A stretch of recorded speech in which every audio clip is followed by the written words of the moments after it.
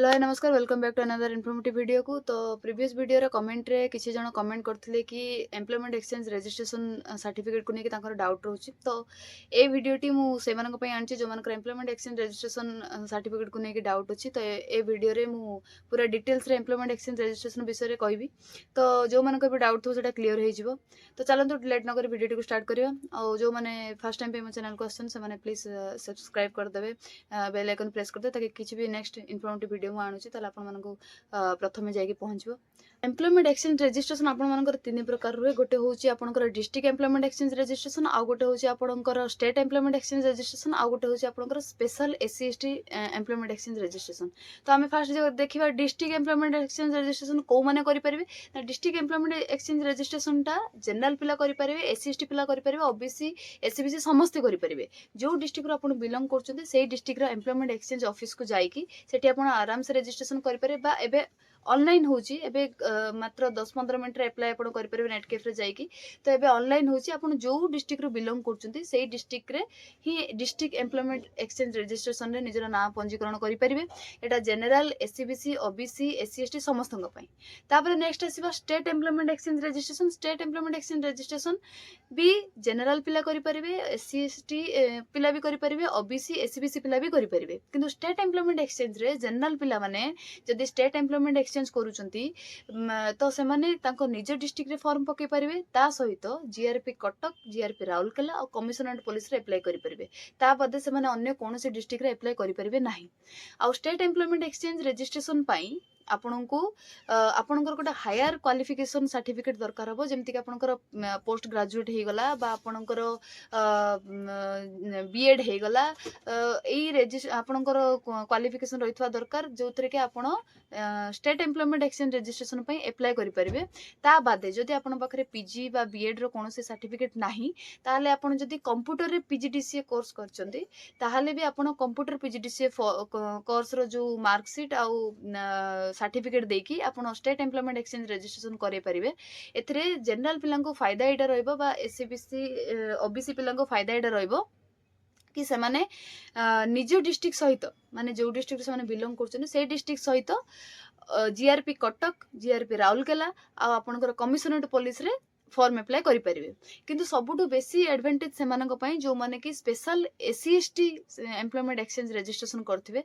काहेना SC ST पिलांक पई जेतरे सेमाने special registration करूचंती सेमाने निज डिस्ट्रिक्ट रे पकेवा सहित फॉर्म अप्लाई करने सहित ओडिशार जेकोसी डिस्ट्रिक्ट रे सेमाने फॉर्म अप्लाई करेंगे करि परिबे। ता सहित सेमाने जीआरपी कटक, जीआरपी राउरकेला आपनकर कमिशनरेट पुलिस रे भी मध्य अप्लाई करि परिबे।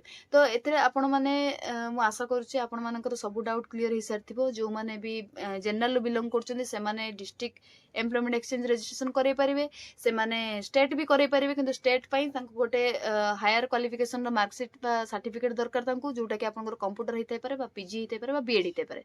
आ एससी एसटी पिला तांकर स्पेशल तांकर रजिस्ट्रेशन करे परिबे जोथरे कि से माने निज डिस्ट्रिक्ट सहित अन्य डिस्ट्रिक्ट मान करे पके परिबे। जोथरे कि धरा जो एससी एसटी रो वैकेंसी अधिक थिबो से डिस्ट्रिक्ट रे से माने अप्लाई करि परिबे। आउ से माने ता सहित जीआरपी कटक, राउरकेला आपनकर कमिशनरेट पुलिस रे भी अप्लाई करि परिबे। तो एटा थिला आपनकर तीनटा जो टाइप रहउची ता विषय मु कहली। एबे रजिस्ट्रेशन करिवा पई आपन पाखरे कोन कोन डॉक्यूमेंट रहिथवा दरकार। आपन को रजिस्ट्रेशन अप्लाई जो करिवे एबे तो ऑनलाइन अप्लाई हे होची, संगे संग माने आधा घंटे भीतर आपनकर सर्टिफिकेट पळे आछी।